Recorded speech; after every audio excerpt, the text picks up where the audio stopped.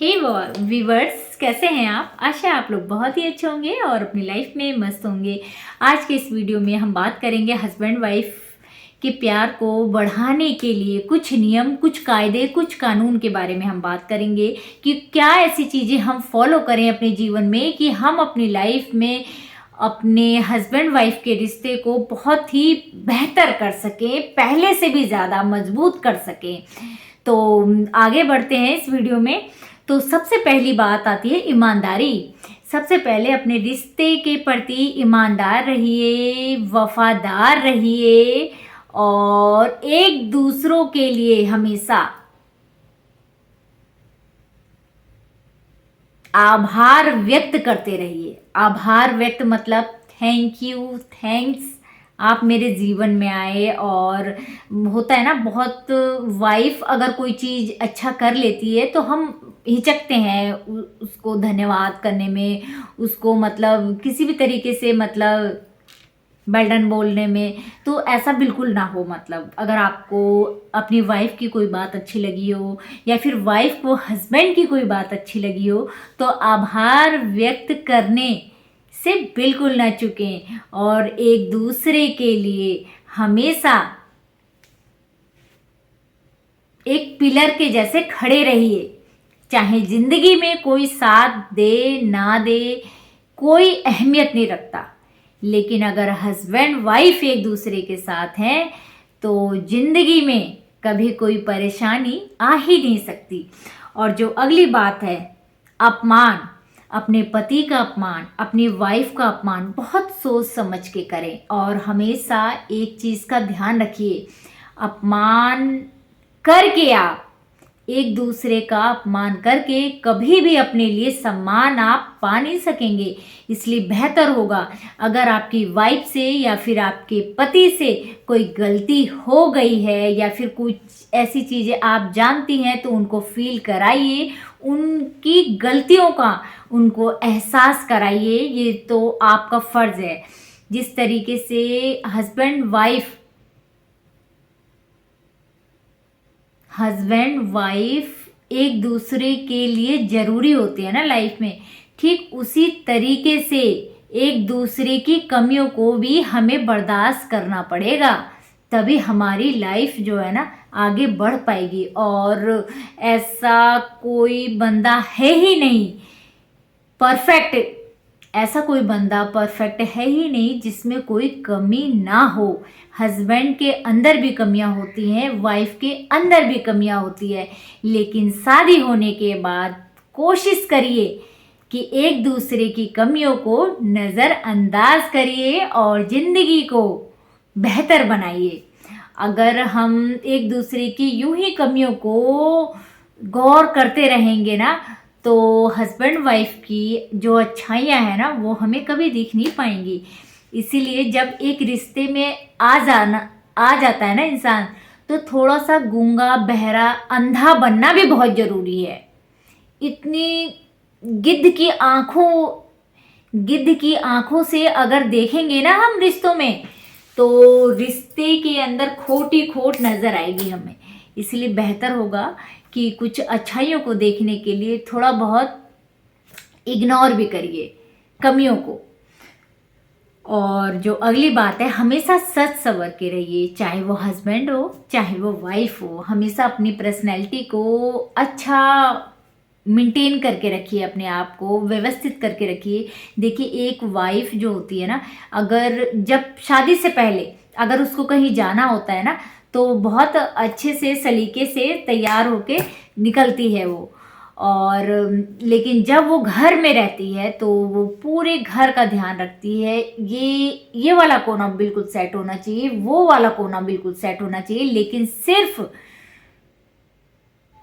जिसकी वजह से घर का एक एक कोना चमक रहा है सिर्फ वही नहीं चमक पा रही है, तो ये तो बिल्कुल भी अच्छा नहीं है।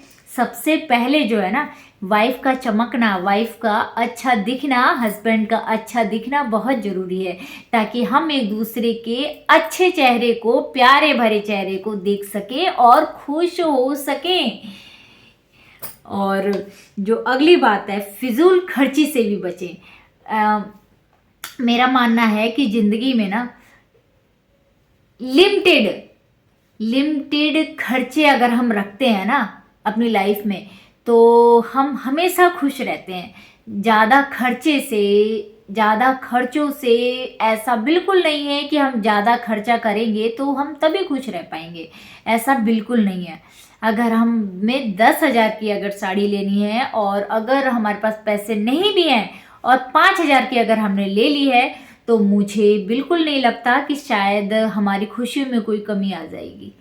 तो इसी तरीके से अपने ऊपर, अपनी ज़िंदगी के ऊपर ज़्यादा बर्डन मत डालिए पैसों का, और अपनी जितनी भी आपकी क्षमता है उस हिसाब से अपने आप को ढाल लीजिए और हर हाल में अपने आप को खुश रखिए। और जो अगली बात है, स्माइल रखिए अपने फेस पे। अगली बात जो है, अपने चेहरे पे हमेशा स्माइल रखिए। होता है ना, हमारे हस्बैंड ड्यूटी से घर आ रखे हैं, ऑफिस से घर आ रखे हैं, कहीं से भी बाहर से आ रखे हैं, तो हमारा मुंह ऐसे बना हुआ है। अब मैं क्या बताऊं ना, कुछ लेडीज से मैंने मतलब अपनी लाइफ में इतना देखा है, गौर करा है कि कुछ लेडीजों का ना मुंह मतलब बनाने की जो आदत होती है ना, ये परमानेंट भी हो जाती है। मतलब बिल्कुल जैसे कि इन्हें ये, या तो इन्हें ऐसा लगता है कि मैं ऐसा दिखूंगा तो मतलब कुछ है, मतलब ये तो मुझे भी आज तक समझ नहीं आ पाया है कि मतलब इन्हें क्या फील होता होगा, वो तो वही जाने जो मुंह बनाता है। लेकिन ऐसा बिल्कुल नहीं अच्छा लगता। और स्माइल अपने चेहरे पे हमेशा रखिए, ताकि आपसे जो भी आपकी मिलने वाला है या फिर आपके हस्बैंड भी हैं, आपसे खुश हों कि ये मेरी वाइफ है और इसको देखकर मेरे चेहरे पे स्माइल आ जानी चाहिए। अब आपका मुंह ऐसे ही बना रहेगा तो मुझे नहीं लगता कि बने हुए मुंह को कोई देख के खुश हो सकता है। और अक्सर हम भी ऐसे लोगों से मिलते हैं जिनका मुंह बना ही रहता है, मतलब ऐसा मुंह बना रहता है ना, बस समझ में नहीं आता कि इनको नमस्ते करना भी है कि नहीं करना है। तो ऐसा बिल्कुल ना हो, हमेशा अपने चेहरे पे स्माइल रखिए। और एटलीस्ट कोई बंदा अगर आपसे मिल रहा है तो हमेशा हैप्पी वाली फीलिंग दीजिए, तभी आप अपनी ज़िंदगी में हैप्पी रह पाएंगे। और हमारा क्या है ना, हम खुश नहीं रहते हैं, और आधी टेंशन जो है ना दुखी होने की वजह से ही हमें मिलती है। अपने जीवन में खुश रहिए, आबाद रहिए, और जितना भी दे रखा है ऊपर वाले ने उसका आभार व्यक्त करते रहिए। और ये मैंने कुछ अपनी लाइफ के एक्सपीरियंस आपको शेयर करे थे, और अगर आप लोग को अच्छे लगे हों तो सब्सक्राइब करिएगा और शेयर भी जरूर करिएगा, और मेरे चैनल को प्यार जरूर दीजिएगा। और बाय बाय माय गाइस। और हाँ, एक बात और शेयर करनी थी, मेरी कई दिन से वीडियो नहीं आ पा रही थी। वो इसलिए नहीं आ पा रही थी क्योंकि मेरी सासू माँ आ रखी थी घर पे, और वो थोड़े मतलब पुराने ज़माने की सोच की हैं, तो उनको ना पसंद नहीं है मतलब वीडियोस वगैरह बनाना या वीडियोस में आना, तो उनके सामने मैं सूट नहीं कर पा रही थी। क्योंकि होता है ना कि अगर बड़ों का कोई कहना ना मानो तो घर में खामोखाई टेंशनबाजी होती है और लड़ाई झगड़े इस तरीके के विवाद हो जाते हैं। तो इसीलिए बेहतर होता है कि कोई बात नहीं, कुछ समय के लिए अगर हम मैनेज कर लें, और हमारी मैनेज करने की वजह से अगर घर में शांति रहे, तो बेहतर है कि कुछ चीज़ों को कुछ समय के लिए विराम दे दिया जाए, ताकि हमारे मन की शांति भंग ना हो। इसलिए वीडियोस नहीं आ पा रही थी, और उसके लिए सॉरी। और बाय बाय माय गाइस।